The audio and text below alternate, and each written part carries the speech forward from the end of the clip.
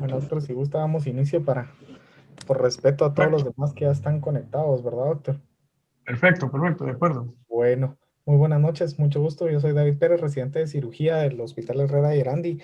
El día de hoy, pues, vamos a darle inicio a una charla muy especial que está, ¿verdad?, relacionada con múltiples disciplinas. Por lo tanto, vamos a tener la ayuda de diferentes especialidades y de comentarios de diferentes especialistas, los cuales nos van a ayudar a profundizar el tema de dolor pélvico crónico en muchos pacientes, ¿verdad? Que me imagino que muchos de los especialistas tendrán en cada área, ¿verdad? Algún comentario en especial que pueda ayudarnos a esclarecer mucho este diagnóstico y el tratamiento que se le puede brindar. Dicha plática va a iniciar con el doctor Lisandro Salazar y posteriormente vamos a dar inicio y dar la palabra, ¿verdad? A los diversos especialistas de las diferentes especialidades involucradas el día de hoy. Sin antes también recordarles, ¿verdad? Que pueden colocar su número de colegiado y su nombre completo para poder hacer la acreditación de las horas crédito por el Colegio de Médicos. Y, ¿verdad? También al final vamos a tener un área, un momento en especial para poder dar la palabra, ¿verdad? A los participantes y a todos los que quisieran tener alguna pregunta o mencionar algún comentario, ¿verdad? Al final de la presentación de los especialistas. Doctor Salazar, tú podemos dar inicio. Muchas gracias. Muchas gracias, David. La verdad que el tema de dolor pélvico crónico es un tema súper amplio que involucra varias especialidades. Muchas veces los pacientes, como hablábamos al principio, consultan con múltiples médicos y van de un médico a otro sin un diagnóstico claro, y ahí es donde los casos de los pacientes existe una frustración porque no hayan ni el diagnóstico y mucho menos el alivio del problema que tienen en el caso de que presentan. Este tema siempre me empuja a mí porque yo, en particularmente en gastroenterología, tengo varios temas. Definitivamente, cuando nos acude un paciente que tiene dolor pélvico crónico, no es de solo decir vamos a hacer una colonoscopía, porque a veces pasa eso, lamentablemente, pero no ese es la utilidad diagnóstica principal, ¿no? Que la valoración del caso de dolor pélvico crónico. Y para empezar, en esta diapositiva, pues les quiero recordar ahí en la cavidad pélvica, el nervio pudendo, sus ramas, el nervio pudendo que se origina de las sacras S2, S3, S4, particularmente S3 y S4, que se vuelve intrapélvico.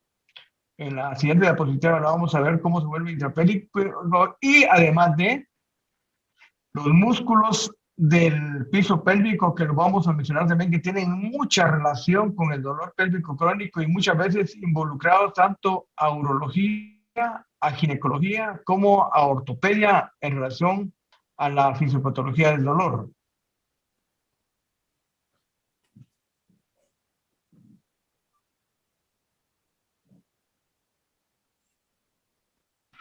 Como les decía al principio, hay múltiples causas de dolor pélvico crónico. Los métodos diagnósticos, hay muchos útiles, no todos, y las opciones de tratamiento, hay muchas, pero no todas efectivas. Ese es el gran problema con el dolor pélvico crónico en relación a las opciones que podemos ofrecer a un enfermo que presenta con el cuadro del dolor pélvico crónico. En esta diapositiva, pues podemos ejemplificar la cavidad pélvica. Vemos aquí lo que les recordaba del nervio pudendo S2, S3 y S4, que se vuelve intrapélvico a través del sacro menor del foramen ovale, entre los ligamentos sacroespinoso y sacrotuberoso. Ya intrapélvico se vuelve, ya es posterior, pasa para la parte recta, posterior del recto, y se divide en tres ramas que ya hemos hablado previamente, que es el rectal, el perineal y el del clítoris o del el pene en su parte posterior como nervio como tal. Ahora, desde el punto de vista de los músculos del piso pélvico, lo que nos interesa en este caso que estamos viendo ahorita es los tres que componen el elevador del ano, que es el pubo rectal, el pubococcígeno y el iliococcígeno. Ya el isquiococcígeno está fuera de la categoría de los músculos que pertenecen al elevador del ano. Yo quiero hacer un recordatorio que el principal, el puborectal, que tiene, es un cordón o un lazo que envuelve el canal, el recto, hasta la parte anterior del pubis, en su parte de la fisiología normal que podemos ver en esta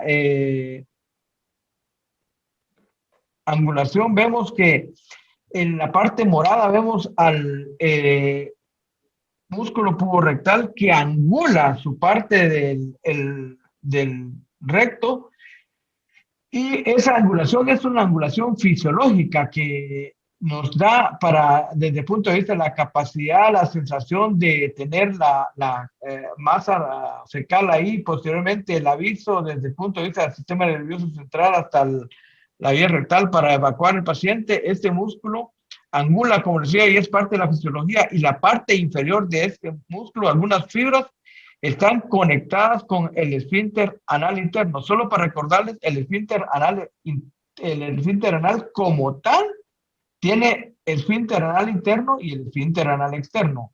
El esfínter anal interno tiene el control del 80% de la fisiología, de el control del piso en la evacuación. Entonces, y de las fibras inferiores, más inferiores del puborectal, pues tienen que ver mucho con el esfínter anal interno. Desde el punto de vista de definición, pues como el dolor pélvico afecta la parte visceral y la parte musculoesquelética. La parte visceral, pues la dividimos en la parte de la urológica, la parte ginecológica y la parte gastroenterológica y la musculoesquelética. Todo esto, pues tenemos que tiene los ejes centrales a nivel de los nervios aferentes simpáticos que van a inervar las partes inferiores, pero para definir, obviamente, un dolor pélvico crónico, lo definimos como un dolor asociado a una enfermedad específica. Esa es la definición de dolor pélvico crónico.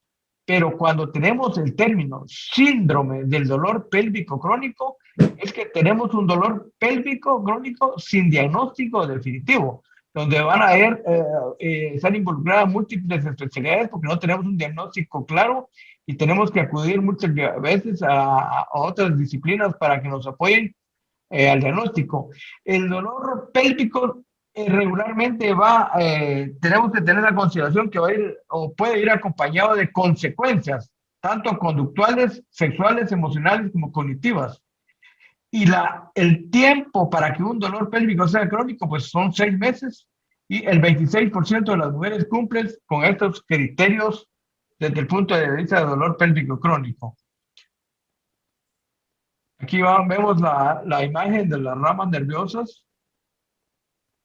El sistema visceral o somático estructural inerva a nivel desde la décima torácica hacia abajo. La inervación visceral pélvica pues se produce a través del plexo hipogástrico superior e hipogástrico inferior. Un término importante que me interesó mucho en esta revisión, pues que ya lo sabíamos, pero que siempre no lo consideramos, es el aumento de la sensibilización central en perpetuación al síndrome del dolor crónico. La sensibilización central ocurre cuando el dolor periférico provoca respuesta exagerada de las interneuronas que amplifica la percepción del dolor. De ahí los cambios patológicos resultantes involucran respuesta del sistema nervioso central a estímulos nocivos mediante la activación del eje hipotalámico pituitario suprarrenal y sistema nervioso autónomo.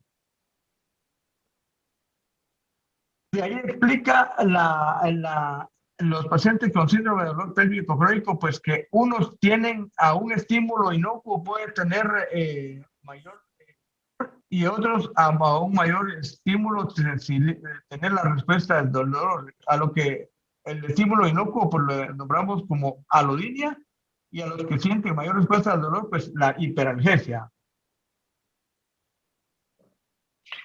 Esta es la tabla que creo que importante, interesante desde el punto de vista general, porque vamos a hablar de específico. El dolor pélvico crónico, pues tenemos desde el punto de vista tanto hombre como mujer, lo común es que vemos vejiga y uretra como dolor pélvico crónico. Pero ya dividiendo en fases, por ejemplo, en el hombre tenemos próstata y todas las partes externas, escroto, epidimio, testículo, el pene, la uretra, que todos esos componentes pueden tener una disfunción sexual y tener un dolor categorizado como sexual. Desde el punto de vista ginecológico, tenemos las partes externas, que la vamos a ver en otra diapositiva, la vulva y todos sus componentes, el vestíbulo, el clítoris, y las partes de los órganos intraabdominales pélvicos propios de ginecología, que también es parte de una diapositiva, y los asociados a músculos del piso pélvico, que es otro tema importante y lo difícil de esa capacidad para definir una patología u otra. Tenemos que estar con el auxilio regularmente, como me hablaba fuera de esta pantalla el doctor Pérez Luque, en relación que debemos de tener el auxilio de un neurólogo. Para muchas veces necesitamos que los pacientes no mejoran con el dolor, entonces tenemos que tener la consulta con un neurólogo para que nos auxilie al alivio de este paciente ya habiéndolo estudiado. Esta diapositiva es muy importante como parte de que el manejo es multidisciplinario, como habíamos hablado, y que ningún individuo puede tener la capacidad profunda de los conocimientos tanto urológicos, oncológicos como de patología colorectal en relación tanto al diagnóstico como al manejo del dolor pélvico crónico. De ahí que le mencionaba en alguna ocasión yo a unos colegas que la Sociedad Europea de Urología, que a mi respeto creo que es la líder mundial para mí en relación al dolor de pélvico crónico, tiene especialistas en ginecología, particularmente mujeres, y especialistas en urología, que son como parte de la relación dos especialidades en una, pero siempre ellos tienen mujeres con las dos especialidades para tratar el dolor pélvico crónico, particularmente en las pacientes que son mujeres, que el porcentaje es alto. Y ya viendo en especificidad, pues los dolores pélvicos crónicos desde el punto de vista visceral ginecológico, pues tenemos la adenomiosis, las masas anexiales, tristemente también a nivel de ovarios, las experiencias que tenemos de a veces casos de dolor pélvico crónico que resultan con cáncer de ovario más de 1, 2, 3 años después con metástasis ya pulmonares. Inclusive he tenido la experiencia de dolor pélvico crónico que fueron neoplasias de ovario a posteriori ya diagnosticadas después de haber padecido más de un año de dolor. Las adenomiosis, las masas anexiales, las enfermedades inflamatorias pélvica crónica, pues las tenemos bastante frecuente en nuestro medio. La endometritis, la endometriosis, pues los ginecólogos saben cuánta patología hay desde el punto de vista endometriótico, el leiomioma, la vestibulitis, la vulvodynia, que habíamos hablado como parte externa, que vamos a dar una diapositiva. Desde el punto de vista gastrointestinal, pues sabemos que la enfermedad celíaca puede dar dolor pélvico crónico. Las pacientes que tienen divertículos con cicatrices a nivel de las reacciones inflamatorias de los divertículos pueden tener dolor pélvico crónico. La enfermedad inflamatoria intestinal, particularmente la colitis ulcerativa, puede dar dolor pélvico crónico y asociarse a inflamaciones de las articulaciones, lo que nos nombramos nosotros como una sacroilitis asociada a la enfermedad inflamatoria intestinal.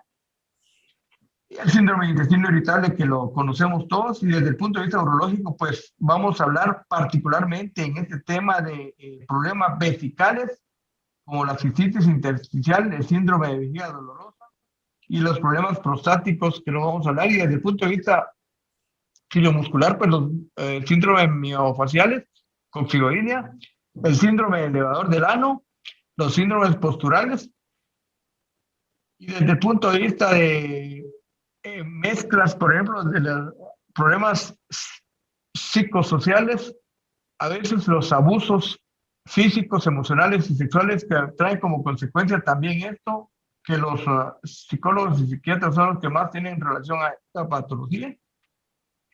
Y otra cosa importante que les quiero recalcar yo, que hay otras enfermedades no tan raras, como por ejemplo la porfiria aguda intermitente y el hiperparatiroidismo, que yo he tenido la experiencia de ver porfiria aguda intermitente desde la época de residente, como parte del dolor pélvico crónico. Hay hiperparatiroidismo por una irritación directa de la hipercalcemia de las terminaciones nerviosas del abdominales.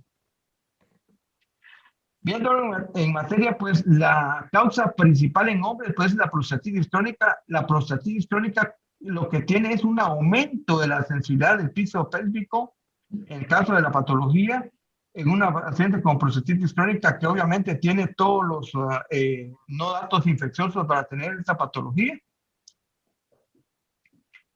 Y desde el punto de vista ginecológico, las condiciones asociadas más comunes son endometriosis y síndrome del dolor vesical, que afectan el 60 y 70% de los pacientes con dolor pélvico crónico. El 50% de los pacientes con dolor pélvico crónico tienen ambas afecciones.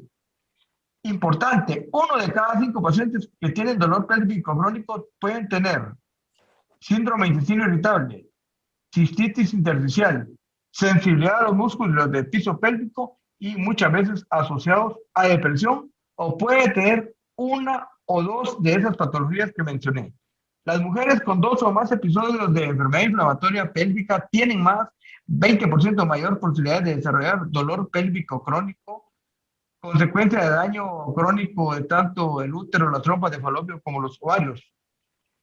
Lo más importante es que el dolor pélvico crónico conduce a cambios sistémicos y la sensibilidad del piso pélvico está muy aumentada en relación a cualquier dolor, por muy pequeño que sea, pueda estimular y causar un dolor severo en esos pacientes que están predispuestos. En hombres, como les había hablado, la prostatitis crónica es la principal. Aquí vemos una causa de dolor pélvico crónico que es la endometriosis, que es los ginecólogos. Es bastante común que vean esto de seguido, patología endometrial. Ahora yo quiero mencionarles esta diapositiva extra de reciente publicación de la revisión, donde el dolor pélvico crónico los ponen como el modelo de las 3P. El factor predisponente, el factor precipitante y el factor perpetuante. Desde el punto de vista de predisponente, lo que me llama la atención y obviamente es importante es el factor genético y epigenético en relación como parte del dolor pélvico crónico. O sea, la etiología parte genética, pues hay que tomarla en cuenta y todos los componentes que así se detallan, que ya los discutimos en otros, o los conocemos ya, y la obesidad también que como parte del dolor pélvico crónico. Y entre los factores precipitantes, pues ya sabemos que un evento como una apendicitis aguda puede precipitar a una sensibilidad mayor posterior de un dolor pélvico crónico sin tener una fisiopatología de base, a excepción de los pacientes que tienen adherencias que pueden tener dolor pélvico crónico. Y los factores perpetuantes, pues ya los conocemos como la endometriosis, la adenomiosis, la dismenorrea y todo lo que se detalla a continuación. Y otra clasificación que en la 11ª reunión de la Organización Mundial del Dolor Pélvico Crónico se llevó a cabo recientemente, pues ellos clasificaban al dolor pélvico como dolor pélvico crónico, síndrome del dolor pélvico crónico, el síndrome de intestino irritable, el síndrome vesical, el síndrome vulvar y el síndrome primario, la dismenorrea. Y como otra consideración es el dolor postquirúrgico o postraumático como parte del dolor pélvico crónico, el dolor neuropático crónico, el dolor visceral crónico, donde está incluida la endometriosis, la enfermedad inflamatoria intestinal, la adenomiosis y la dismenorrea secundaria, y los problemas propios musculoesqueléticos. Las estadísticas a nivel mundial, pues el dolor pélvico crónico afecta al 6 al 25% de las mujeres en edad reproductiva, una estadística nada despreciable. Se estima que 9 millones de mujeres de 18 a 50 años en Estados Unidos están afectadas por el dolor pélvico crónico y el 15% de la población femenina en general sufre de dolor pélvico crónico en los Estados Unidos. En el Reino Unido, el 24% de los pacientes tienen dolor pélvico crónico y lo más importante es que el 33% de las mujeres tienen más de 5 años de duración de padecer del dolor cuando acuden con el médico. Nueva Zelanda tiene 25.4% y hay estudios poblacionales que demuestran hasta el 50 al 61% de todas las mujeres con dolor pélvico crónico que carecen de un diagnóstico claro. Y los pacientes que se someten a la laparoscopía diagnóstica, el 30 al 40% de los pacientes carecen de diagnóstico por la laparoscopía de cuál es la del dolor pélvico crónico. Desde el punto de vista de urológico, que vamos a empezar, pues el síndrome del dolor prostático, que es un dolor episódico persistente o recurrente, sin infección u otra patología local, que nos va a detallar el doctor Pérez Luque, a menudo se asocia con consecuencias cognitivas negativas, conductuales, sexuales o emocionales, y con síntomas de disfunción sexual y el tracto urinario inferior sin tener infección este paciente. Está también el síndrome del dolor escrotal, que no lo vamos a entrar en detalle, el dolor testicular, el síndrome epidimal, el síndrome escrotal post-vasectomía. Curiosamente llega a ser hasta 1% de los pacientes post-vasectomía que tienen este síndrome. Y el más importante, que creo que todos lo vemos, es el síndrome de vejiga dolorosa, la cistitis intersticial y la vejiga hipersensible. ¿Cuánta paciente no acude con, ya sea con el ginecólogo, el urólogo, el gastroenterólogo por el dolor en abdomen bajo, y resulta en una categoría de esta naturaleza? Persistente o recurrente el dolor percibido en vejiga acompañado de otros síntomas, empeoramiento del dolor. La característica es con el llenado de la vejiga y frecuencia urinaria diurna y nocturna aumentada. No hay datos de infección. Y el síndrome del dolor uretral, que es la aparición episódico crónico recurrente percibido en la uretra sin datos también de infección, y puede dar a hombres y a mujeres. Comorbilidades, importante. La hipersensibilidad y las alergias como comorbilidades más comunes asociadas a cistitis intersticial, con un 41 al 46% de los pacientes afectados. El lupus eritematoso sistémico, el síndrome de Sjögren, la enfermedad inflamatoria intestinal, la artritis reumatoidea, todos esos componentes pues son comorbilidades como parte del síndrome del dolor pélvico crónico y asociados o en relación a depresión o trastornos de ansiedad.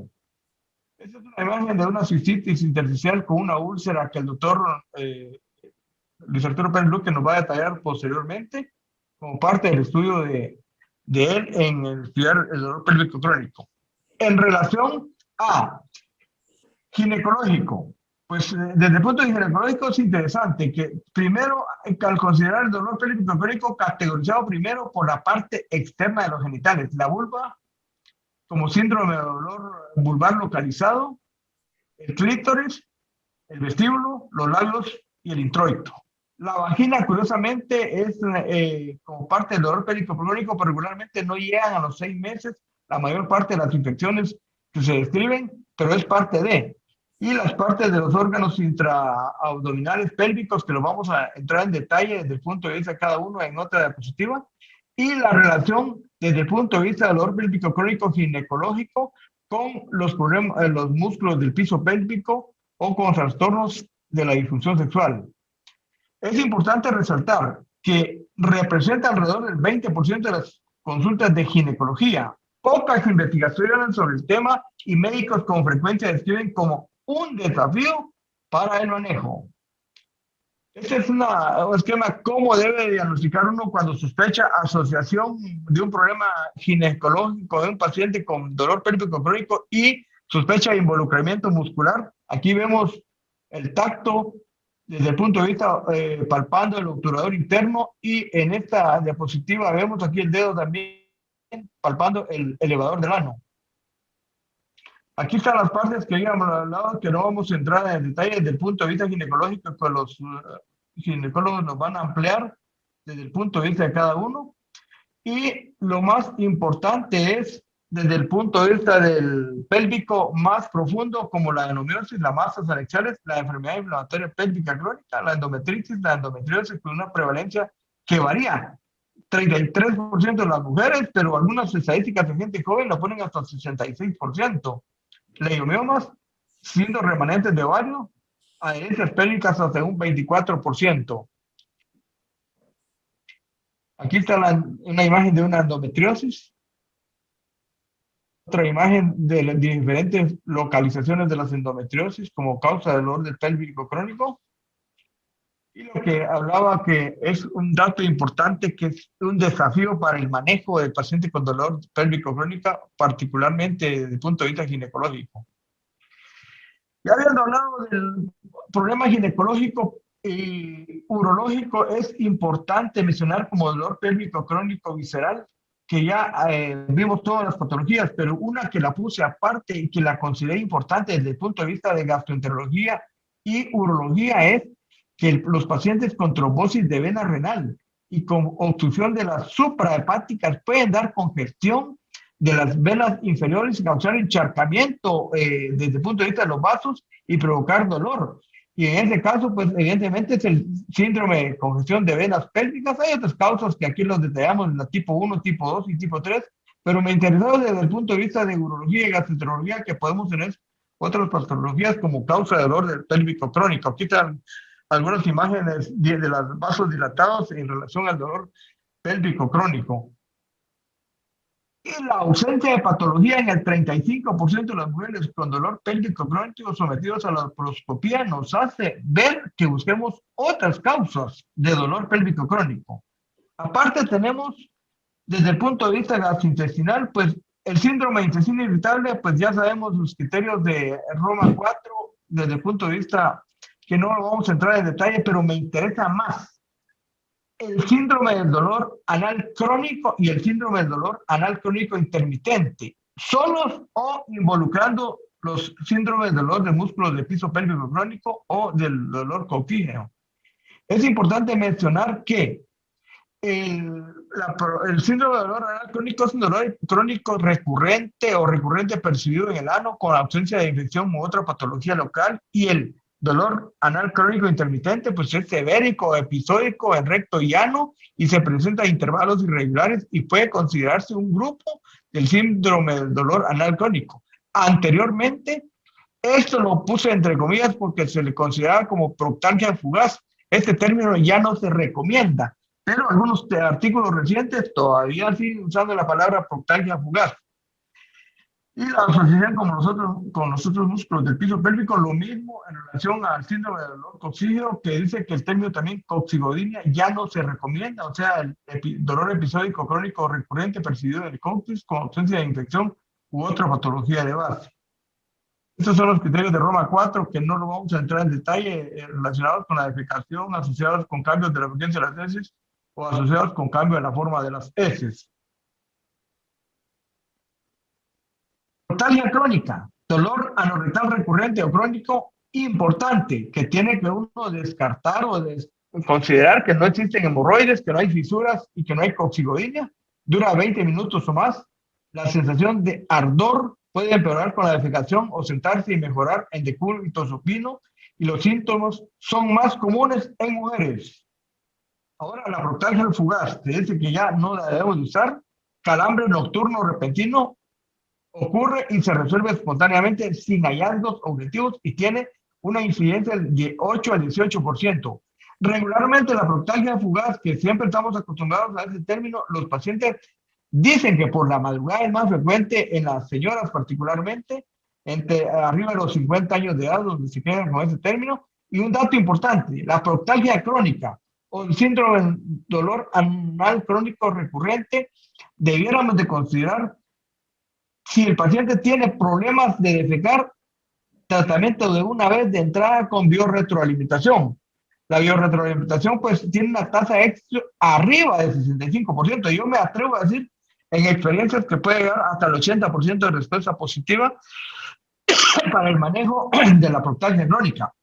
Anteriormente se usaba nitroglicerina, salbutamol, clonidina, diltiazem, nifedipina, y cuando sospechamos que tenemos espasmos de los músculos pélvicos, pues el Botox siempre, la respuesta no ha sido muy buena, y creo en lo particular que el Botox va en desuso para el manejo desde el punto de vista, no sé, los ortopedistas que tienen experiencia en eso también, y los fisioterapistas en relación al manejo del Botox para el dolor pélvico crónico. El síndrome del elevador del ano, como tal, un espasmo muscular de los 3 músculos que habíamos hablado, espasmo muscular del piso pélvico, el dolor empeora al sentarse o al acostarse, a menudo se asocia con evacuación incompleta y más común en mujeres con una incidencia del 6%.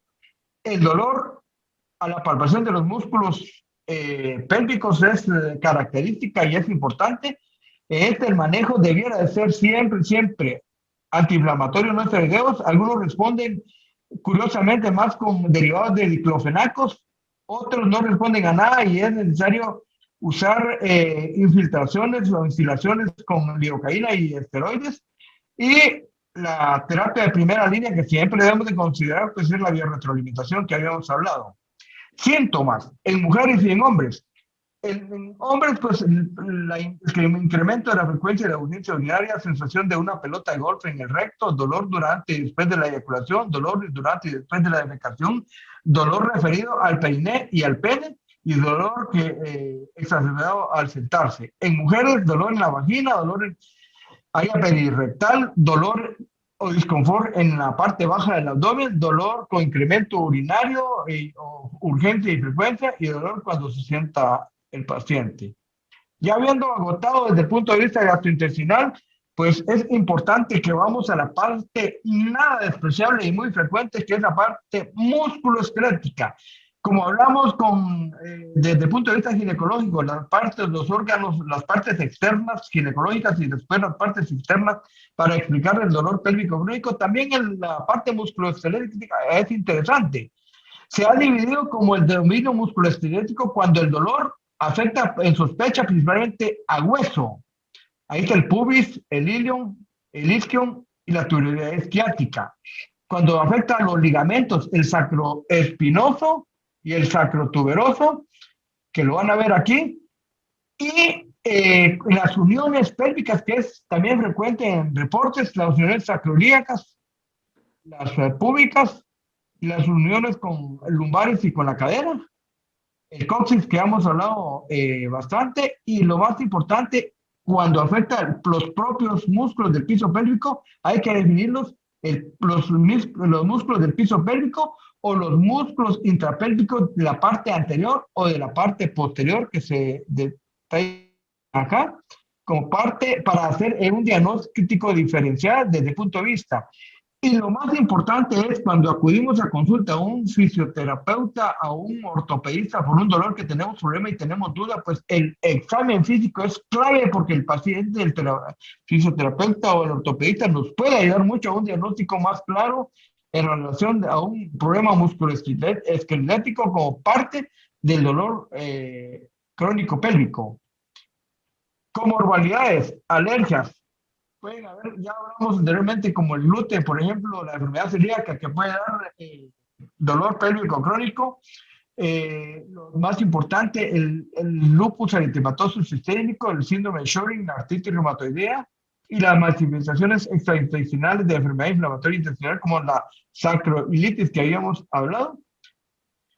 Ahora, desde el punto de vista del manejo del dolor musculoesquelético, pues los AINES, obviamente, relajantes musculares, la fisioterapeuta especializada en el manejo, es importante acudir cuando hay necesidad al manejo del psicólogo, del psiquiatra. Creo que es súper importante también valorar cada caso individual, y como habíamos hablado al principio de la biorretroalimentación como parte de la estimulación galvánica, como parte del manejo de los dolores. Aquí están los síndromes: el síndrome del elevador del ano, el síndrome del abdominal oblicuo, el obturador interno, el piriforme y el bulbocavernoso, como parte de los síndromes que se han subdividido, que casi más tienden a reducirse más las patologías desde el punto de vista musculoesquelético. Ahora, ya con el diagnóstico que no tenemos, o lo tenemos la historia clínica, el examen físico, tenemos que definir dos cosas. Si tenemos un ya diagnóstico como causa D, pues lo va a manejar el especialista en la rama D. Pero si no tenemos un diagnóstico definitivo y entra en la categoría de síndrome de dolor pélvico crónico, definitivamente tenemos que acudir a todas esas especialidades, a quien nos oriente más, para apoyo del manejo del paciente con dolor pélvico crónico. No hay ningún criterio desde el punto de vista de musculoesquelético que pueda, pero nos puede ayudar en los puntos clave de dolor como parte de orientación, pero no es patoneumónico para decir que tenemos un diagnóstico definitivo cuando sospechamos en un problema musculoesquelético. Tenemos que tener esa consideración, pero sí nos puede ayudar. Tenemos que ayudar a apoyarnos entonces si tenemos un síndrome de dolor pélvico crónico en las diferentes especialidades que mencionaba anteriormente, pero tenemos el problema que un paciente con una cistitis intersticial puede tener un síndrome de intestino irritable, la combinación de dos especialidades. Y vemos esta revisión que encontró que hasta el 48% de los pacientes con síndrome de cistitis intersticial y síndrome del olor vesical tenían intestino irritable. Casi la mitad de los pacientes. Aproximadamente el 48% de los pacientes con endometriosis también tienen cistitis intersticial o síndrome del dolor vesical. Una combinación de gine y duro. El manejo no vamos a entrar en detalle, pero desde el punto de vista de lo que nos auxiliamos todos como parte de, pues en los AINES, ¿verdad? Como parte de un dolor pélvico crónico. Prostatitis crónica, el doctor Pérez Luque nos va a especificar todos los detalles aquí. Tal vez lo más importante es el taladafil, que es el que se ha estado usando más frecuentemente en los últimos años con la prostatitis crónica. La combinación de alfa bloqueadores con antibióticos desde el punto de vista empírico también ha habido respuesta. En algunos estudios dice que no hay mucha diferencia entre usar solo alfa bloqueadores o usar alfa bloqueadores y combinado con antibióticos. Yo les contaba la experiencia, como les decía previo, antes de que estuviera todo el audio, que tuve un caso de un dolor pélvico crónico que se había inyectado 48 IMANs, catedrático universitario, afanado por el dolor pélvico crónico. No sé qué pasó porque obviamente había visitado múltiples médicos. Y desde el punto de vista del dolor vesical, síndrome del dolor vesical crónico, pues tenemos, además de los antiinflamatorios no esteroideos, la pregabalina, el diazepam, el baclofen, el botox cuando hay involucramiento muscular, insisto, cuando hay involucramiento muscular esquelético, el allopurinol, los antihistamínicos, la amitriptilina cuando hay un componente solo de dolor o asociado a depresión, el polisulfato, los inmunosupresores y el tratamiento intravesical con heparina y lidocaína, que es una experiencia de urólogos. Aquí está otro, el oxígeno hiperbárico. No ha habido buena respuesta con el oxígeno hiperbárico. Al principio se usó la cimetidina, también fue la respuesta fue pobre. Ha habido buena respuesta que el doctor Pérez Luque nos amplíe con el misoprostol, que recuerden que este componente antes lo usábamos nosotros desde el punto de vista péptico en las enfermedades y particularmente en los problemas de úlceras gástricas que tienen relación con las prostaglandinas. La oxibutinina intravesical también es para esto, y la duloxetina, que es un antidepresivo que también tiene propiedades importantes para el dolor pélvico crónico, particularmente el síndrome del dolor vesical. Las bolsas de hielo en genitales o aplicación intraoral de estrógenos, pues es particularmente para el dolor pélvico crónico de genitales externos. También se puede usar para dolor genitales tanto masculinos como femeninos que tienen respuestas adecuadas. En algunos casos lo reportan los mismos pacientes. Y la acupuntura, pues la acupuntura se usa más cuando el paciente una mezcla de dolor visceral y musculoesquelético. Ahora, desde el punto de vista de dolor anal, la experiencia con el Botox ha sido relativamente pobre. No ha habido buena respuesta en relación al relajamiento, particularmente el síndrome del elevador del ano, que es el donde se ha usado esto. El síndrome del dolor anal crónico intermitente, antiinflamatorios.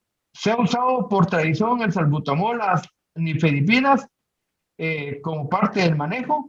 Y las otras opciones es el ditacel tópico. Aquí en resumen, para fisioterapia, ¿cómo y cuándo se debe usar el biofeedback? O sea, la biorretroalimentación para el dolor pélvico crónico. No lo voy a entrar en detalle. Tenemos una licenciada especialista en piso pélvico que nos va a entrar en detalle desde el punto de vista de la experiencia de ella. Ahora, ya en la fase final, el síndrome de atrapallando al pudendo, un gran desconocido y suele ser mal diagnosticado y confundido con otras patologías. Descrito a partir de 1987 por este doctor Amarenco, es una manifestación clínica clásica de neuralgia del pudendo, no tan fácil de diagnosticar, obviamente, por diagnóstico diferencial, dolor neuropático del área genital.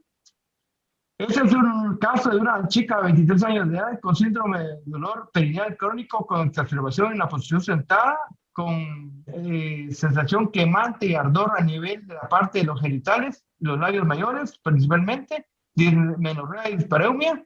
A esta paciente le inyectaron, le hicieron una infiltración y tuvo una respuesta parcial, que esa es la clave para el tratamiento quirúrgico en algunos casos, que no voy a entrar en detalle, tienen que ampliármelo los especialistas, y porque había usado hasta drogas antiepilépticas para el manejo y no mejoraba. El bloqueo fue parcial cuando le inyectaron y eso fue lo que lo llevó a otro tipo de tratamiento que lo vamos a entrar en detalle. Aquí están las partes desde el punto de vista de pudendos: el rectal inferior, el perineal, el dorsal del pene o del clítoris como parte del pudendo. Las causas del pudendo, pues ya sabemos que mecánicas, infecciosas e inmunológicas. Desde el punto de vista cicatricial, posquirúrgico, trauma o parto, atrapamiento, causa más común de atrapamiento quirúrgico previa al prolapso o incontinencia, la malla o sutura. Otras causas, el herpes zóster es no herpes simple como parte de inflamación. En algunos artículos le revisé herpes simple, no entendí por qué el herpes simple podría dar también dolor pélvico crónico. La endometriosis, sí, el ciclismo, importante que el dolor pélvico crónico o parte del pudendo, los que usan el ciclismo o aquellos pacientes que hacen caminatas, como decía el doctor Jaime ayer, en las caminatas de 42 kilómetros de Chicago, Berlín, etcétera, etcétera, eso se puede lesionar la sacroiliaca y tener dolor pélvico crónico como parte de un diagnóstico para los ortopedistas. Aquí tenemos una imagen desde el punto de vista del pudendo, donde tenemos que ver, tal vez lo más importante aquí es donde la parte externa del pudendo entra a los ligamentos sacroespinosos y sacrotuberosos entre los dos, pasa al canal de Alcock y aquí es la fisiopatología en relación a la frecuencia de la obstrucción del bloqueo del canal de Alcock o del canal pudendo. Y esto es donde los cirujanos han entrado, ya sea desde el punto de vista de técnicas, pues ellos saben las técnicas que tienen, y la última técnica, pues la vía laparoscópica para ir a liberar el atrapamiento del pudendo. Aquí están, lo más importante es los subtipos de bloqueo del pudendo, el de abajo el piriforme, entre el ligamento sacroespinoso y el ligamento sacrotuberoso, el bloqueo a nivel del canal de Alcock y a nivel de las ramas terminales de la parte de abajo de los nervios del ciático que hemos hablado. Ahora están los criterios de Nant. Criterios considerantes es dolor en el área inervada por el nervio pudendo que extiende hasta el ano o el clítoris. El dolor es más severo cuando se sienta. El dolor no despierta a los pacientes dormidos. El dolor no es con no objetivo un punto específico. Y lo más importante, el dolor se alivia con el bloqueo, que este es el parte de lo que le mencionaba el caso yo.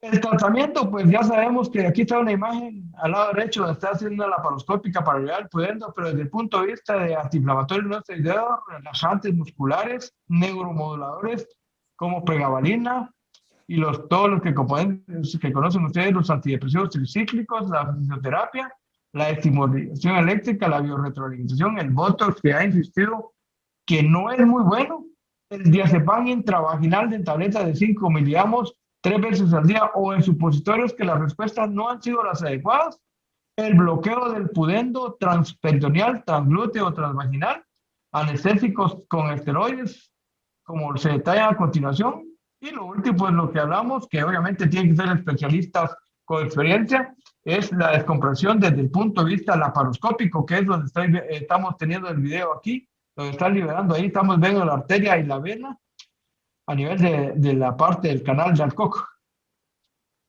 Básicamente, esa consiste la plática. Quisiera yo que el doctor Luis Arturo Pérez Luque nos apoyara en relación a...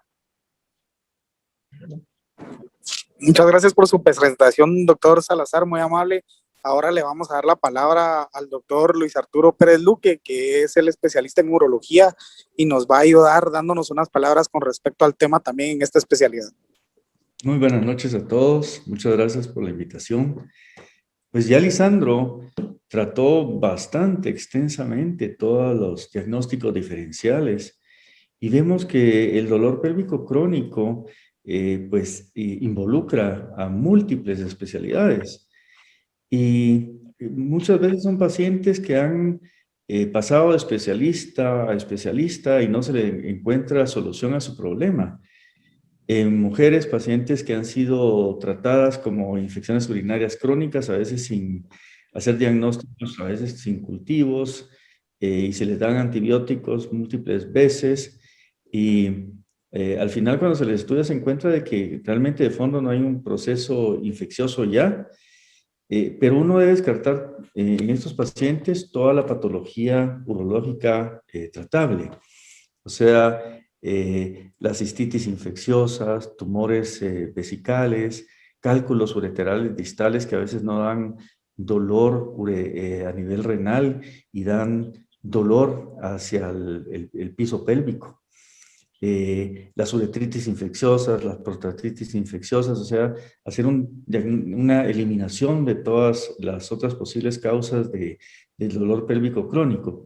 Nosotros vemos, por ejemplo, en la mujer, con mucha regularidad, pacientes que han sido tratadas inicialmente como infecciones urinarias y sí se diagnosticaron con infecciones con cultivos positivos, pero luego empiezan a ser negativos los cultivos y persisten los síntomas de cistitis y de dolor pélvico crónico, y ahí es donde se empieza a sustentar el diagnóstico de la cistitis intersticial, que ya la mencionó Lisandro, que es un proceso inflamatorio crónico, una vejiga dolorosa crónica, que ya no tiene un componente infeccioso, se controlaron sus infecciones, o quizás nunca tuvo infecciones, y hay síntomas de cistitis. Y entonces ahí es donde tenemos que hacer uso de, primero, eliminar todo lo infeccioso, con cultivos, con KBH de orina, con Nielsen de orina, los estudios de ultrasonograma urinario, de tomografía, hasta llegar también los citológicos de orina para descartar tumores de urotelio y llegar hasta la cistoscopía, en la cual Lisandro mostró una fotografía muy clásica de la cistitis intersticial, que son las úlceras de Honnet, los sangrados petequiales que se producen post-hidrodistensión, y lo que corresponde muchas veces es hacer la biopsia de vejiga para descartar procesos neoplásicos in situ y sustentar el diagnóstico de la cistitis intersticial como un proceso inflamatorio crónico ya de origen no infeccioso. En el hombre, pues lo que más vemos es la prostatitis crónica, que también inicialmente muchas veces se manejó, se diagnosticó el componente infeccioso con cultivos de semen positivos, pero hay un momento en que se negativiza todo lo que es los cultivos, pues se le siguen dando antibióticos al paciente, se le sigue manejando como un proceso infeccioso, y ya son procesos de prostatitis crónica, de prostatodinias, de dolores crónicos pélvicos, y ahí también pues debemos de hacer el diagnóstico diferencial con los ultrasonidos, las tomografías, las euroflojometrías y la cistoscopía también. Y esto es un problema multidisciplinario, o sea, muchas veces, como decía Luciano, hay asociados problemas gastrointestinales, muchas veces hay problemas ginecológicos, neurológicos y psicosomáticos también. Estos pacientes son característicamente de personalidades muy especiales.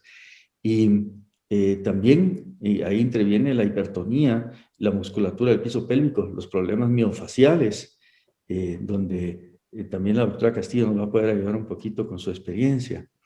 Entonces vemos que es un problema multidisciplinario, multifactorial, son múltiples los factores etiológicos que pueden intervenir en el dolor pélvico crónico, pero cada especialidad tiene que descartar todo lo demás y quedarse ya con el diagnóstico del dolor pélvico crónico, y que muchas veces ya no tiene factores infecciosos, ni neoplásicos, ni cálculos cerebrales, etcétera, etcétera. Y ahí ya empiezan a ver o a intervenir también los neurólogos, los problemas neurológicos, las irritabilidades nerviosas, etcétera, etcétera. Pues básicamente esto es como que un resumen de lo que en lo que intervenimos los urólogos, y ya Lisandro pues trató extensamente todo lo que es diagnóstico diferencial y tratamiento. Y no existe, por eso hay tantos, diversidad de tratamientos, porque no hay un tratamiento maravilloso para resolver mágicamente el síndrome del dolor pélvico crónico. Por eso hay todo tipo de tratamientos, alfa-1 bloqueadores, 5-alfa-reductasa, la pregabalina, antineuríticos, hasta baños de asientos para los problemas miofaciales, la fisioterapia, etcétera, etcétera, etcétera. Muchísimas gracias, doctor Pérez Luque. En esta ocasión vamos a tener la palabra del doctor Rodolfo Robles o del doctor Edmenger, que nos puedan apoyar con respecto al punto de vista gineco-obstétrico. Buenas noches. Bueno, antes que nada, muchas gracias, Lisandro, y a todos los organizadores y participantes. La verdad es que el dolor pélvico crónico ocupa realmente una patología y una causa de consulta que yo creería que es sumamente desgastante. Es probablemente la palabra que quisiera utilizar. Por supuesto, como ginecólogo hablo solamente de patología femenina, pero es sumamente desgastante para la paciente, y para el médico es sumamente frustrante porque es muy fácil cuando uno encuentra una patología que es sumamente común. Por ejemplo, en el área ginecológica, lo primero que se puede pensar probablemente es una enfermedad inflamatoria pélvica, una endometriosis, adherencias, si hay algún tipo de antecedente de las dos patologías que acabo de mencionar. Y es muy frecuente que uno generalmente vaya directamente a la herramienta de la laparoscopía para su diagnóstico.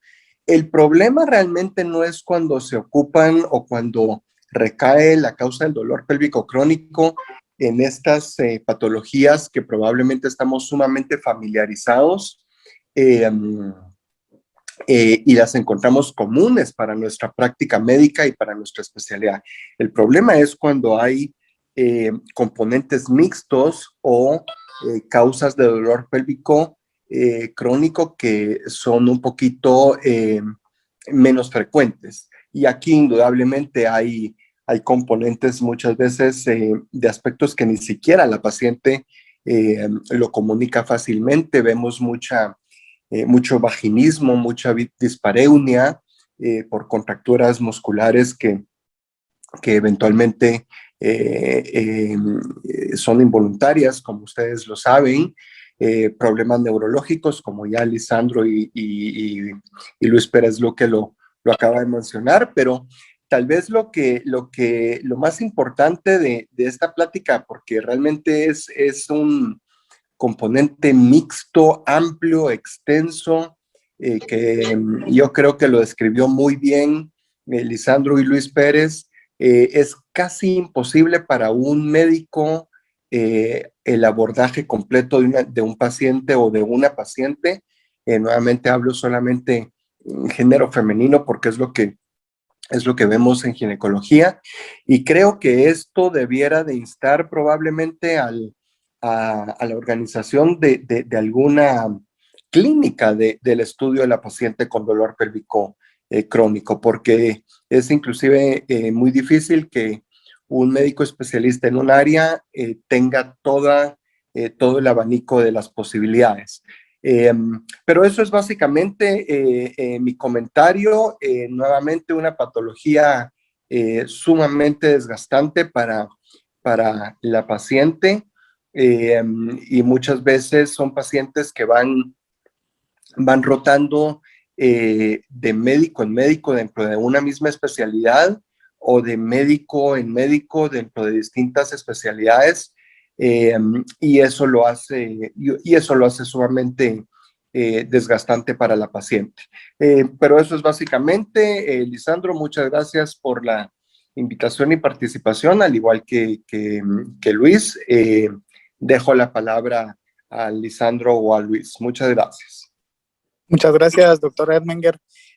También vamos a tener las palabras del doctor Carlos Guzmán con respecto al punto de vista musculoesquelético, ya que también es bastante importante, ¿verdad? Dentro del tema, doctor Guzmán, le damos la palabra. Pues, gracias, doctor Salazar, y yo creo que es muy importante. Yo tengo una pequeña presentación. Nosotros tenemos una patología que es bastante frecuente, que se llama sports hernia. Es un dolor pélvico crónico y, curiosamente, pues, cuando hablamos del dolor pélvico crónico y vi la presentación del doctor Salazar, esta patología específicamente no es mencionada y es bastante común, y en medicina es bien interesante porque definitivamente los ojos no ven lo que la mente no sabe, y nosotros desde el punto de vista biomecánico lo vemos completamente distinto, y me parece que es algo importante. No sé si pueda compartir mi pantalla con ustedes.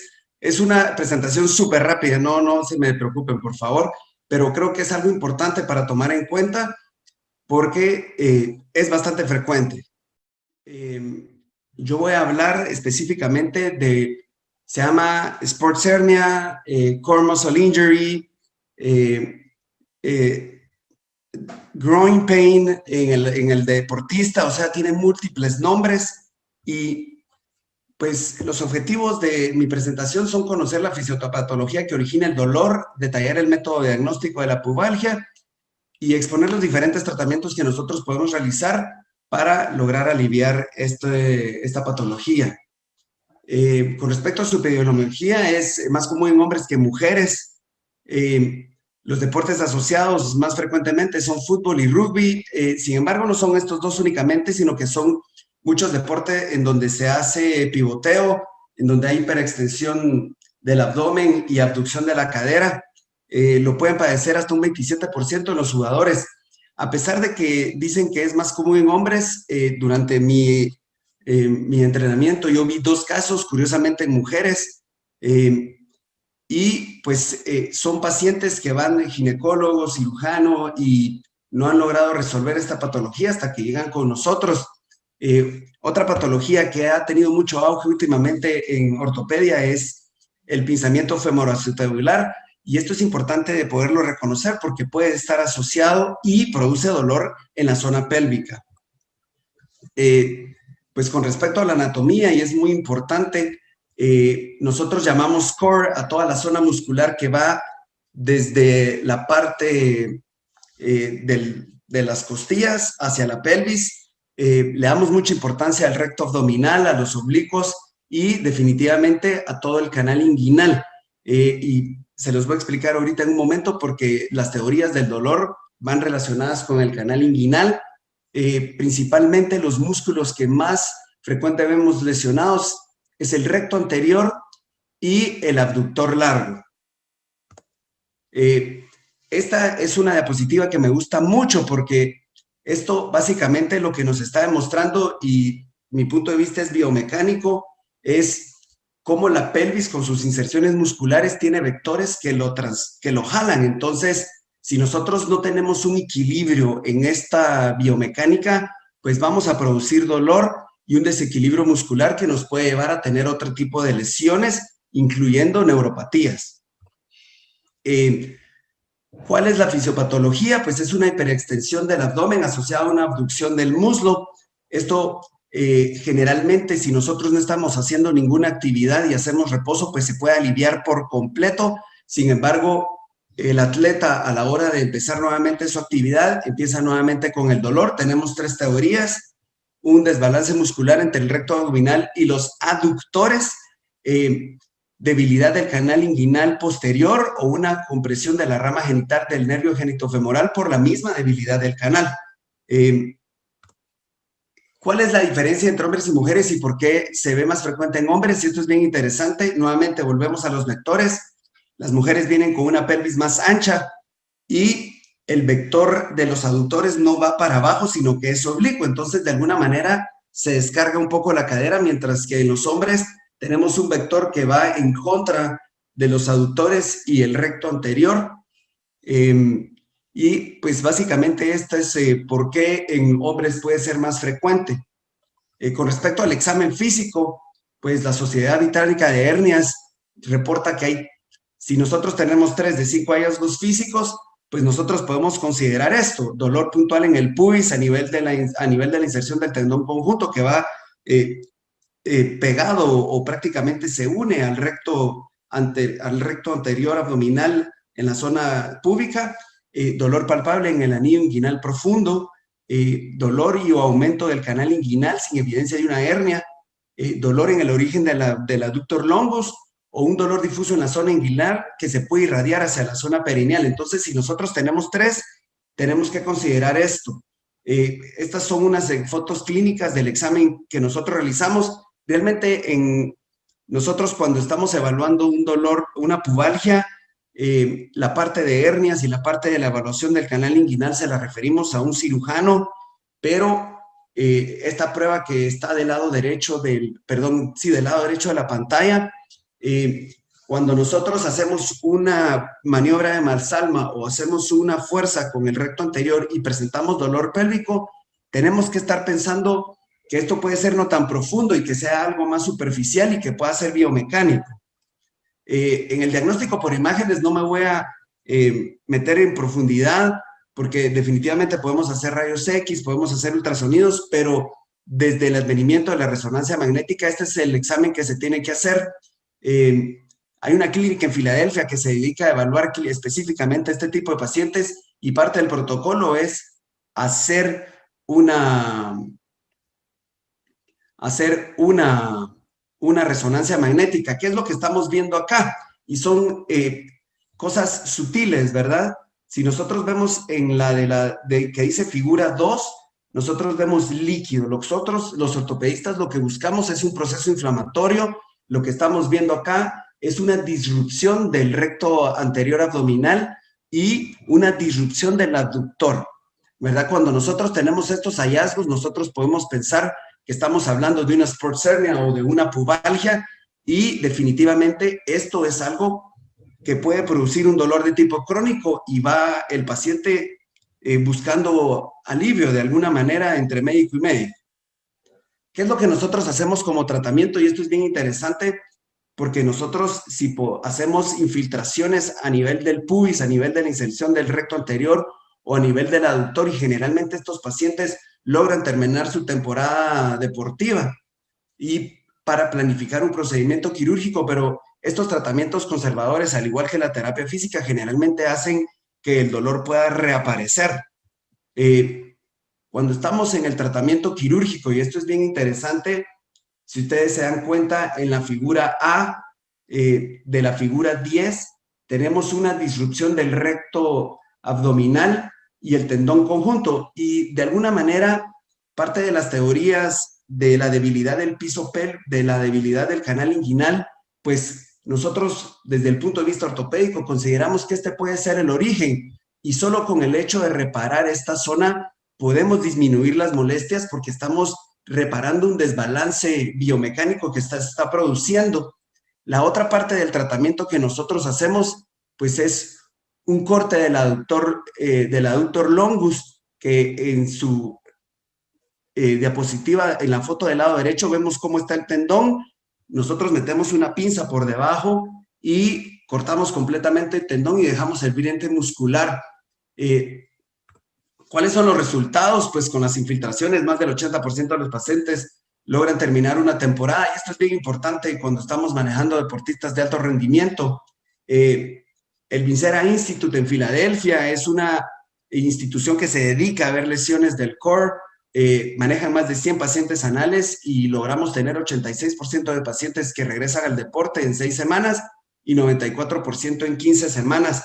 Y esto es, pues, lo que yo les quería presentar, que me parece muy interesante porque es una causa de dolor pélvico.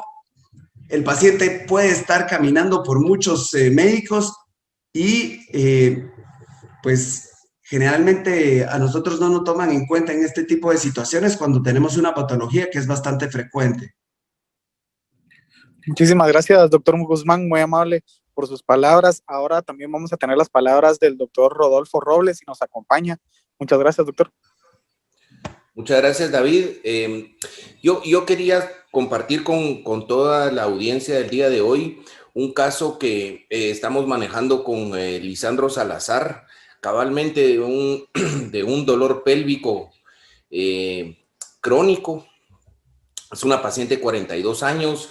Se los voy a poner muy rápido porque ya son las 8:10 de la noche, pero esta paciente había tenido varias cirugías, tanto obstétricas, ginecológicas como quirúrgicas. Después de evaluar a la paciente, ha tenido un abdomen blando, depresible, con dolor muy lejos en la fosa ilíaca derecha, como tirando por el punto de McBurney. Decidimos con el doctor Rudolf García Galón de hacerle una laparoscopía diagnóstica porque ya habíamos agotado todos los diagnósticos conservadores y no se encontró, porque pensábamos que lo que esta paciente tenía eran adherencias. Y dicho sea de paso, las adherencias, yo no sé si el doctor Ermenger me puede decir pues esto lo que voy a hablar que sea verdad. Pacientes que tienen pelvis congeladas, o sea, muchas adherencias pélvicas que no se involucran colon, no hay dolor. Entonces, pensamos que la paciente podría tener adherencias intestinales.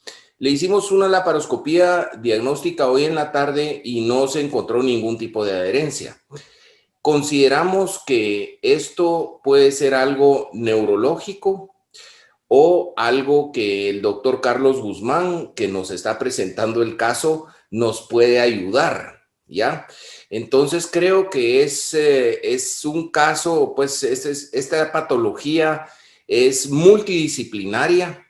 Si ustedes ven aquí, está involucrado un gastroenterólogo, está involucrado un cirujano, está involucrado un ginecólogo, que lo que hicimos es descartar cualquier tipo de patología en nuestro campo, tanto del doctor Lisandro Salazar, el doctor Rudolf García Galón y su servidor, y creemos entonces que tenemos que movernos para buscarle algún diagnóstico, ya sea neurológico, muscular, ¿verdad? Pero creo que sí es importante todo lo que hemos hablado el día de hoy. Muchas gracias. Muchísimas gracias, doctor Robles, muy amable. Ahora también vamos a tener la palabra de la licenciada Castillo por parte de fisioterapia, que también forma parte muy importante de este tipo de dolor. Licenciada Castillo, muchas gracias. Buenas noches, muchas gracias por la invitación. Y sí entiendo, permítame. Sí me escuchan, ¿verdad? Sí, licenciada, sí la escuchamos. Sí me escuchan, ok. Es que no estoy en Guatemala, entonces no sé si el internet está bien aquí donde estoy ahorita, pero cualquier cosa me levantan la manita y yo repito, porque es de mucho interés para mí que este grupo selecto de médicos que somos ustedes especialistas, que estemos interesados en un tema tan importante, tan complejo, tan invalidante para el paciente. Por lo regular terminan con psicólogo, con psiquiatra, porque ya pasaron por todas las ramas que los pueden evaluar y ver y no hay un diagnóstico, ¿verdad? Entonces ya se les toma como un paciente psicológico o psiquiátrico. Yo quisiera que viéramos, que visualicemos la pelvis, esa caja magnífica que tiene el equilibrio de todo el cuerpo, está en esa cajita. Tiene una función tan importante, pero quiero que la visualicemos como que es una caja amortiguadora, ¿sí? Toda la musculatura, que actualmente ahora ya se llama fascias, o sea, a nivel de la pelvis son fascias las que se manejan, que conlleva todos los tendones y músculos y su porcentaje, el mayor porcentaje de ellas de colágeno, no es tanto de fibra estriada, sino que es más de colágeno, porque amortigua. Entonces, a lo largo de todo lo que yo he estudiado y experiencia y pacientes, pues logramos hacer el análisis de que el proceso mayor es porque no hay una buena gestión de las presiones internas. el paciente con cistitis no bacteriana, por ejemplo, y que tiene todos los síntomas del dolor uretral, la urgencia urinaria y el dolor a la micción, o sea, la paciente al final sí tiene todos los síntomas. Se le da el medicamento, se le da el antibiótico y al final resulta que a la semana otra vez volvemos a empezar. Por ejemplo, levantó el garrafón de agua salvavidas, se lo subió y empieza el síntoma, ¿verdad? Entonces es porque tenemos una mala gestión de las dinámicas internas. La musculatura pélvica, así como el diafragma orofaríngeo, el diafragma pélvico y el diafragma pulmonar se encargan de amortiguar las presiones y separar todas las áreas que conllevan todos los órganos. Pero si en este caso, por ejemplo, tenemos una diástasis abdominal, sabemos que todo el core abdominal, de toda la musculatura, no hace un equilibrio. Hay que trabajar ese core abdominal. Y aquí intervienen, créanme que yo quisiera tener una hora para hablarles de todo esto, pero aquí intervienen desde la postura del paciente, si es una postura hiperpresiva, o sea, muy flexionado, muy sifótico, estoy presionando. Si uno tose o estornuda, por ejemplo, si yo les pido a ustedes ahorita que tosan, van a notar que ustedes abundan el abdomen. Estamos haciendo una presión hacia abajo, ¿sí? Estamos aplastando próstata, aplastamos vejiga, aplastamos matriz y hacemos una presión hacia abajo y estamos desgarrando esa musculatura. ¿Se imaginan qué pasa con las pacientes embarazadas? ¿Qué pasa con los partos forzados? ¿Qué pasa cuando tenemos un parto forzoso? O sea, hay un desgarro muscular aparte de la debilidad que ya hay por estar sosteniendo el peso del bebé. Entonces, perdonen si hablo muy rápido, si no me dicen, perdonen. Lo importante aquí es que tengamos otra perspectiva del suelo pélvico, ¿sí? Esta presión que se haga, esta debilidad musculatura que hay adentro, esta mala gestión de las presiones porque no respiramos bien, porque no sabemos utilizar el core abdominal, hace que irritemos al pudendo, hace que tengamos prolapsos o aumentar los prolapsos que ya se tienen por la falta del colágeno o por la edad o por hormonas o por tiroides, que también conlleva un montón de procesos. Por eso es que es un tratamiento multidisciplinario y se necesita de todo el proceso, de todos los que estamos aquí ahorita presentes, para llevar a cabo un tratamiento adecuado, y lo más importante es hacer el diagnóstico. Hablando de las fascias, yo quisiera que también tuviéramos otro punto de vista importante, son las adherencias. Las fascias son las que se encargan de mantener divididas todas los músculos y que se separen todos los órganos, pero que al mismo tiempo estén juntos, que puedan rozarse unos entre los otros, ¿sí? Cuando hay una herida, una cicatriz de una cesárea, pensemos, esa cicatriz, aunque se vea linda por fuera y no se note, por dentro ya hizo una ramificación que altera todas las fascias internas. Y estas, pues, por ende, van a dar una disfunción del suelo pélvico. El suelo pélvico, por lo regular, va a compensar un lado del otro. Las fascias son las encargadas de mantener los órganos en el centro y que amortigüen. Es decir, si yo me acuesto de lado, no quiere decir que la vejiga y todo se va a caer. Se mantiene en el centro porque las fascias hacen el sostenimiento.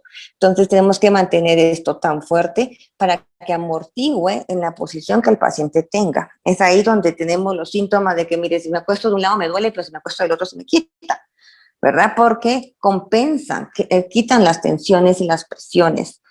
Es ahí donde el proceso de evaluar al paciente hay que valorar la presión, cuánta fuerza tiene, la fuerza dinámica de él. Se hace con un biofeedback manométrico para poder valorar la fuerza que tiene. Hay dos puntos importantes que también debemos de conocer. Es diferente estar fuerte o estar tenso. Por lo regular, una tensión muscular, cuando se disminuye, se nota la debilidad, porque está fuerte o tenso, porque no está generando una presión para sostener. Entonces, cuando ya se quita este proceso de tensión, realmente queda la debilidad, porque el músculo está débil. Es ahí donde tenemos que hacer un proceso de fortalecimiento. Es también importante valorar las cicatrices, valorar que el diafragma no sea un diafragma apretado, que haya elasticidad pulmonar, que haya una buena gestión cuestión de respiración, que los pacientes no, por ejemplo, los deportistas, se ve mucho en los crossfistas o en los ciclistas, como hablaba el doctor Salazar. ¿Pero por qué? Bueno, uno que entiende que el sillón de la bicicleta pues hace presión a nivel de próstata, ¿verdad? Y hace presión, y esto va a generar una irritación del pudendo. Pero realmente la posición del ciclista, no solo estoy haciendo una presión del asiento, sino de pulmones hacia intestinos, intestinos hacia la caja pélvica, y estoy comprimiendo todo, ¿sí? Entonces, para mí es importante que tomemos en cuenta la gestión dinámica de la respiración, la fuerza del core abdominal, un buen diagnóstico, ver las heridas y las cicatrices que se puedan tener, porque estas van a alterar por dentro. Eso si hablamos en sí del diagnóstico y de la valoración del paciente, que se hace una evaluación así bien extensa, hay que palpar todos los músculos, hay que identificar cuál es el músculo que duele y cuál es el que está compensando para poder darle un equilibrio al tratamiento, o sea, darle un equilibrio a la caja pélvica para que tengamos éxito en el tratamiento, si no vamos a pasar a hacer otra especialidad más en la que el paciente consultó. Importante también entre lo que es de rehabilitación, desde fortalecer la caja pélvica, de fortalecer toda la musculatura, cambiar posturas, evaluar dinámicas internas y externas, fuerza muscular de glúteos. El glúteo es el encargado de dar la estabilidad a la pelvis. Los 3 glúteos son los encargados y el psoas ilíaco. Esta también se puede manejar con electroterapia, podemos manejarlo con radiofrecuencia, se puede manejar con tecarterapia. Todas estas técnicas de fisioterapia ayudan a desinflamar puntualmente el área ya identificado al músculo. Entonces podemos llegar a desinflamar y mejorar la gestión o la congestión interna. Es para mí de suma importancia que todos podamos tratar al paciente. El doctor que acaba de hablar, del doctor Robles, creo que es de su paciente, me encantaría que me la pudiera referir. Yo he tenido experiencias con, por ejemplo, las pubalgias. Casi que solo uno evalúa y en la evaluación se quita el dolor. El paciente puede darse cuenta que se levanta de la camilla sin el dolor del pubis. ¿Por qué? Porque la dinámica era interna. El problema era interno, no tanto en la musculatura externa. Entonces es bien complejo, es bien amplio y es una rama muy linda en la que todos en conjunto realmente podríamos apoyar a un paciente y no tener diagnósticos no adecuados, porque no sabemos quién más nos puede apoyar en esto. Muchas gracias, licenciada, muy amable por sus palabras. Ahora también vamos a darle la palabra ya por último a la doctora Sandra Izquierdo por parte de anestesiología, ¿verdad? Doctora Sandra Izquierdo, muchas gracias. Muy buenas noches a todos, gracias por la invitación. La verdad, una súper conferencia, comenzando por el doctor Lisandro Salazar. Nosotros en anestesiología, pues vemos a los pacientes ya en el quirófano y sin embargo sí tenemos muchísimas, yo diría que nuestra relación con los pacientes con problemas pélvicos básicamente tiene que ver con lo que mencionaba el doctor Robles y el doctor Edmenger. Cuando estos pacientes llegan al quirófano, cuando uno las va a entrevistar de lo que se están quejando de dolores pélvicos tipo crónicos, y pues también nos toca lidiar con este problema un poquito en el postoperatorio inmediato. Así que nosotros recurrimos realmente a analgésicos y nos vemos involucrados en todo este proceso. Pero hay cosas muy, muy interesantes que se mencionaron hoy en la noche.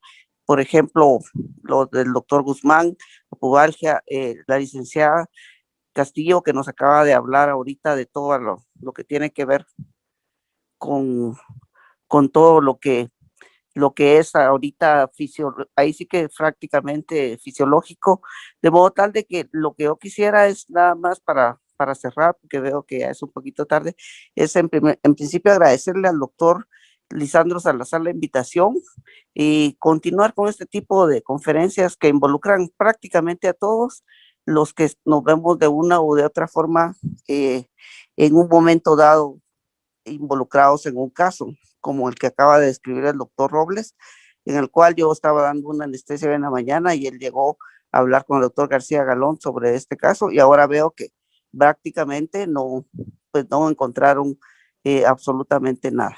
Así que, pues, felicitaciones a todos y muchísimas gracias por la invitación. Muchísimas gracias, doctora Sandra Izquierdo. Gracias por sus palabras. Bueno, como pudimos escuchar, ¿verdad? Es realmente una conferencia bastante importante y un tema muy multidisciplinario. Y pues agradecemos también a todos los especialistas que nos pudieron dar parte del enfoque que se dio, ¿verdad? Vamos a abrir un pequeño espacio para preguntas por aras del tiempo. Vamos a hacerlo lo más dinámico posible. Doctor. Bueno, muy buenas noches a todos. Realmente es una conferencia excelente, empezando la que habló el doctor Lisandro Salazar, de multidisciplinaria. Yo creo que es importante abordar al paciente muchas veces también tomando en cuenta la edad del paciente, porque pudiera ser de que un dolor crónico, esto pueda ser constipación intestinal, hablamos de niños. Una niña adolescente podría ser ovarios poliquísticos o organomegalias. En un atleta, por ejemplo, como ya se mencionó, en ciclistas es frecuente, pero secundario. Por eso existen los sillines diferentes para que no les afecte por tanto tiempo que ellos están sentados en la bicicleta, para que no padezcan de prostatitis. Pero además se mencionó algo, el tratamiento de algunos atletas, hay que tener mucho cuidado en el sentido de que algún medicamento puede ser dopaje. Entonces, hay medicamentos que pueden ser prohibidos durante todo el tiempo, aunque el atleta no esté en competencia, y hay otros medicamentos que pueden ser prohibidos durante la competencia. Por ejemplo, si yo uso un antiinflamatorio esteroideo en periodo de competencia, lo más probable es que este atleta va a ser suspendido. Entonces, pero si él está fuera de la competencia, estos antiinflamatorios esteroides pueden utilizarse. Y realmente felicitaciones nuevamente a todos los especialistas quienes han sido y unas conferencias donde se ha aprendido demasiado. Gracias. Muchas gracias, doctor Illescas. No sé si habrá alguien más con algún comentario o pregunta dentro del público.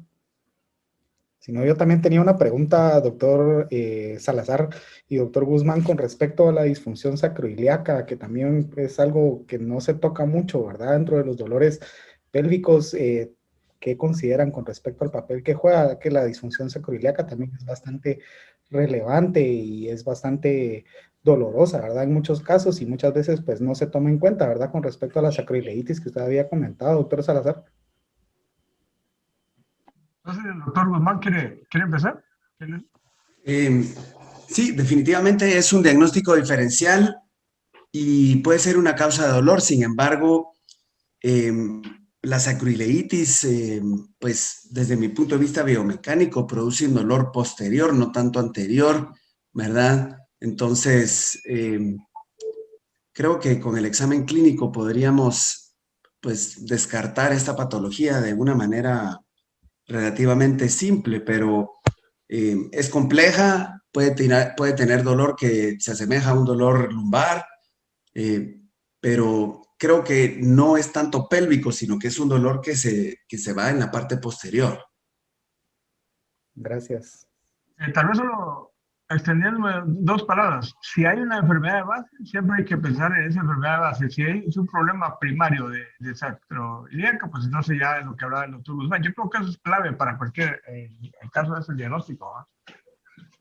Gracias, doctor Salazar. Y la siguiente reunión del Departamento de Ortopedia va a ser específicamente sobre la articulación sacroiliaca. Entonces están invitados todos para poder ampliar un poco más este tema.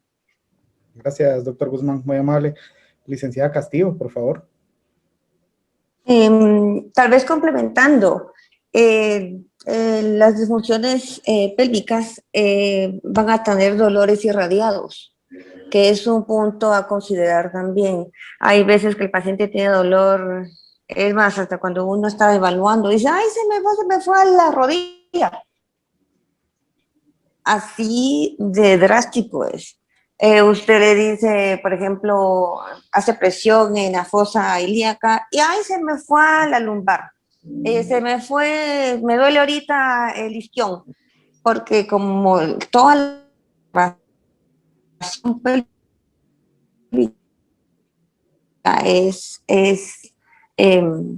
que puede hasta mostrarse el proceso inflamatorio en radiología o en tomografía o de resonancia, que también puede tener una... No sabemos qué fue primero, si el huevo o la gallina, ¿verdad? ¿Quién está haciendo la disfunción de un lado o del otro? Pero sí es un punto a considerar. Hay un montón de cosas que realmente, como les explicaba, la caja, la pelvis es casi que el balance del cuerpo. Desde una posición sifótica, o sea, hay inervaciones, como hablaba el doctor Salazar, de las dorsales que inervan hacia pudendo, o ramificaciones que se van de veras hasta calcáneo, empezando desde la incontinencia de urgencia. O sea, usted va a hacer neuromodulación a nivel del tibial posterior y lo va a ir a hacer o a nivel de la S3, de la sacra 3, o lo va a hacer al tibial posterior por tobillo. Y con eso usted, esto sí tiene estudios respaldados de que sí es un tratamiento que sí tiene validez y funcionalidad, en el que sí va a mejorar la hiperactividad de la vejiga. Y me estoy yendo hasta el tobillo. Entonces es bien complejo, es bien amplio. Creo yo que vale la pena estudiarlo un poquito más. Yo con muchísimo gusto, si se pudiera organizar otra charla de estas en la que pudiéramos extender un poquito más el proceso, tanto neurológico como todas las ramificaciones, todos los dermatomas, hablar un poquito más sobre las disfunciones y sus diagnósticos diferenciales, hablar sobre las fuerzas y las presiones internas. Yo con muchísimo gusto estoy a las órdenes. El tema realmente me gusta mucho y sé que somos muy poquitas las que estamos en Guatemala que trabajamos esto. Yo tengo una socia que justo está en la charla con la que estamos con poner la clínica que se llama Uropélvica, porque realmente somos pocas. Y es un tema tan amplio, tan extenso y tan desconocido que realmente sí es importante porque podemos ayudar a muchas personas, a muchas mujeres que viven atadas al baño, ¿sí? O sea, no puedo ir al supermercado porque tengo que hacer pipí cada media hora, cada 40 minutos. O no puedo tener relaciones sexuales porque me duele. Mi marido me dejó porque no lo complazco, ¿verdad? Que son los temas que se platican con los pacientes. O sea, hay un montón de cosas hasta hacer la combinación con cada una de las especialidades para que se pueda trabajar tanto hormonal, tanto piel, tanto cicatrices, fuerza, todas las dinámicas que conlleva esto, que creo que podemos ayudar y hacer un buen equipo multidisciplinario para poder trabajar y ayudar a muchos pacientes, tanto hombres como mujeres, en dolor rectal, después de la radiación, después de quitar la próstata. O sea, realmente es una gama inmensa, muy grande, que está descuidada, que realmente podríamos apoyar. Muchas gracias, licenciada. Voy a leer una pregunta del doctor Eric Álvarez. Pregunta: ¿cuándo y cuán efectivo es asociar la infiltración interracial a puntos denominados de gatillo? Y de serlo, ¿con qué frecuencia y medicación?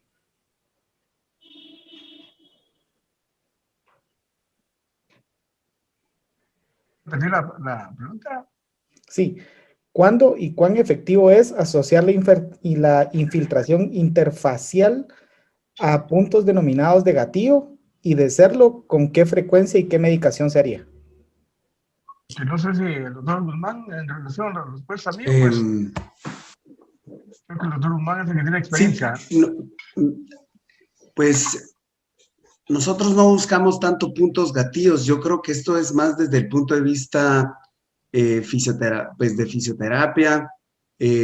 Nosotros lo que buscamos es tratar de localizar un punto de dolor, por ejemplo, la ruptura del recto, y si nosotros con una infiltración, nosotros utilizamos, pues en lo personal a mí me gusta mucho la triamcinolona con lidocaína, y lo colocamos en el punto, y si nosotros logramos disminuir las molestias, pues definitivamente creemos que por ahí es el diagnóstico.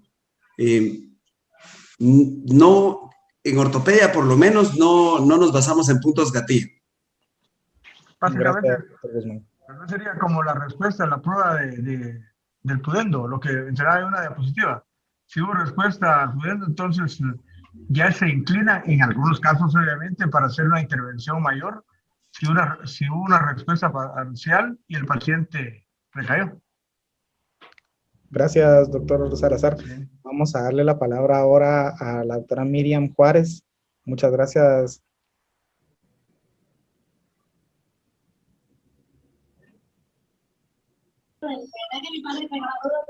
Buenas noches a todos. Yo les agradezco que estén tratando este tema porque tengo 6 años de estar padeciéndolo. Ha sido un viaje muy doloroso. He tenido que buscar muchos especialistas y en principio agradezco al doctor Álvarez, que fue el primero que me puso atención como paciente. Yo soy médico también y no sé por qué a los médicos nos ven de lado, pues, o sea, no nos ponen toda la atención que deberíamos necesitar.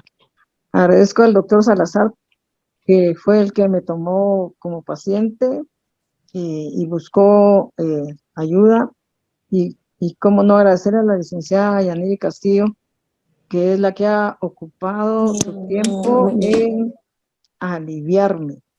De verdad, esto es un tormento. Yo ya voy por Codone, que es hidroxicodona, y encuentro alivio transitorio. Entonces, es un tema que sí creo que todos los implicados, es multidisciplinario, deberían de estudiar y tratar de buscar un alivio. Estoy totalmente segura de que hay muchas pacientes que viven con esto y que no logran el alivio. La fisioterapia para mí ha sido muy importante. Llevo trabajando ya con la licenciada Castillo. Yo le digo doctora porque es mi doctora, es la que me ha aliviado casi un año, y sigo trabajando con ella porque sigo teniendo crisis de dolor, y hay momentos en el que, como ya me dijo una vez el doctor Salazar, uno puede buscar un alivio definitivo en quitarse la vida, y se lo digo honestamente, es intolerable el dolor. No lo pueden ver como algo que solamente sucede, que tienen incontinencia urinaria, que es lo que ven los ginecólogos, o que es una articulación. Es un dolor complejo. Yo lo veo como un dolor complejo. La licenciada lo ha visto así, me ha ayudado muchísimo, y sí quisiera que, si le sirve de algo, yo soy médico hematólogo, trato gente con dolor en etapas finales de su vida, y algo que no tolero es que los pacientes mueran con dolor. Y ahora me ha tocado a mí 6 años de dolor que me ha ido empeorando progresivamente hasta que llegué con la licenciada Castillo. Llevamos casi un año trabajando, un poco más, y seguimos trabajando. Sé que el esfuerzo de ella ha sido grande, pero es la única que me ha ocupado el dolor. Empezó con el doctor Álvarez, que fue el que me dirigió y el que me llevó hacia los especialistas que me tenían que ver y que tratar, pero yo fui con todos los ólogos, ya. Empecé con el proctólogo, el traumatólogo, con todos, y no me encontraron la razón, y incluso tengo varias resonancias y no encuentran la razón. Yo entiendo que es un problema complejo, entiendo que es un problema difícil de tratar, pero ninguno de ustedes saben lo difícil que es lidiar con este dolor. Es un dolor que puede ocasionar crisis que lo llevan a uno a desear terminar definitivamente con esto. Yo les digo esto honestamente para que sepan que no es un simple dolor, es un dolor complejo, es un dolor muy difícil de manejar, es un dolor que desespera, que lo agobia, que lo deprime, es un dolor que ojalá ustedes todos expertos en su área encuentren cómo aliviar a las personas que están con esto. Hay personas que seguramente lo tienen y no saben qué decir. Y yo les decía a mis amigos, ¿qué es lo que te duele? Y les decía el recto y me decía, sentate en un cojín de dona, sentate, son las hemorroides, o sentate, o sea, todos me daban una sugerencia, pero nadie me trató. Hasta que caí en las manos de estos médicos responsables, el doctor Álvarez, el doctor Salazar y la doctora Castillo, que es la que me está ayudando actualmente a sobrevivir con este dolor. Yo les pido, por favor, que ustedes, que son los que saben, que busquen la manera de aliviarnos, porque esta vez 6 años de dolor no son fáciles. Se habla de dolor, pero nadie sabe hasta dónde llega nuestro dolor. Así es de que yo le agradezco a Lisandro, es un amigo mío muy querido, igual que Eric, y ahora la licenciada Castillo, que me han ayudado mucho. Gracias a ellos he logrado sobrevivir, porque no se puede. Definitivamente, con dolor nadie vive. Y a mí me ha costado mucho sobrevivir con este dolor. Así es de que, como dice la licenciada Castillo, hagan otra reunión como estas, busquen más información, ayúdennos, por favor, porque no es fácil vivir con dolor. Se puede vivir con cualquier otra cosa, pero con dolor no se puede vivir. Muchas gracias, les agradezco la atención y los exhorto a seguir estudiando el tema. Muchas gracias, buenas noches. Muchas gracias, doctora Juárez. Por último, vamos a darle la palabra a la licenciada Castillo, que tiene levantada la mano.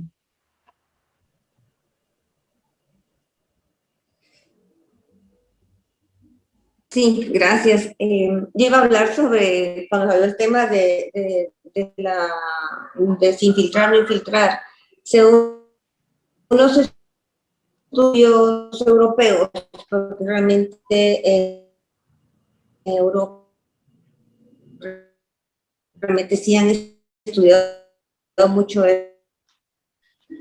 esto, especialidad y eso produce una cicatriz porque regresamos a lo mismo, es colágeno. Sí, la musculatura es mayoritaria de colágeno. Entonces se busca de todas las demás alternativas y de último, pero así como último recurso, pero porque está muy documentado, porque sí entran. Eso es lo que marcan los últimos estudios. Por eso desde que se infiltra de un proceso de gestión de presiones internas, a la doctora Juárez yo la quiero muchísimo, ella sabe el cariño que le tengo y lo que yo quiero realmente que ella esté mejor, la quiero con una vida plena, así le he dicho todo el tiempo, la quiero con una vida plena, una vida feliz, y que tenemos que llegar a ello, ¿verdad? Como ella dice, no tiene nada radiológico, nada que se demuestre en imágenes que tenga algo que pueda decirse, esto es, aquí está, vamos a dar el tratamiento con esto. Pero básicamente es una gestión de las presiones internas. Necesitamos trabajar más fuerza muscular, más relajamiento interno, mejorarle la postura, porque se mejora, pero nos falta un poquitín. Pero realmente vamos por buen camino, lo hemos ido consiguiendo, y 6 años de una memoria de dolor también cuesta quitar. Pero doctora, sabe que la quiero mucho y de verdad yo espero que la siguiente charla que se haga y que usted participe nos pueda contar que está mejor, ¿no? Ese va a ser nuestro trabajo ahorita y nuestra mayor motivación, ¿sí? No sé, ya, gracias. Muchas gracias, licenciada Castillo.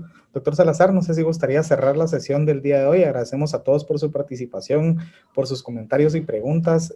Fue, creo que, una conferencia llena de aportes por parte de todas las especialidades. Les recuerdo siempre, ¿verdad?, dejar su número colegiado y nombre completo para poder acreditar las horas crédito por parte del Colegio de Médicos. Y bueno, por mi parte, muchísimas gracias. Que tengan una feliz noche. Doctor Salazar, la palabra. Muchas gracias a todos los presentes y a la doctora Juárez en particular, porque un caso en vivo que tuvo la valentía de expresarnos todo lo que ha padecido en los últimos 6 años. Creo que es un caso típico los que nos han manifestado de difícil manejo, pero con optimismo, y ahí estamos pendientes de ella nosotros. En relación a los demás especialistas, pues creo que todos estuvieron a la altura. Esta plática no le tenemos nada que envidiar a una plática de categoría mundial de Congreso Mundial. No tengo experiencia, he revisado, además de asistido, he revisado algunas situaciones particularmente de Europa, la Sociedad Europea de Urología, que es líder en esta investigación. No se reúnen tan frecuentemente, 2011, 2012, 2018, 2019, pero nosotros no nos tenemos nada que envidiarle en este tipo de pláticas a las revisiones que han hecho ellos. Creo que yo en particular felicito a todos porque fue una plática de altísimo nivel. Gracias. Pasen feliz noche. Feliz noche, mucho gusto y gracias. Buenas noches a todos, gracias.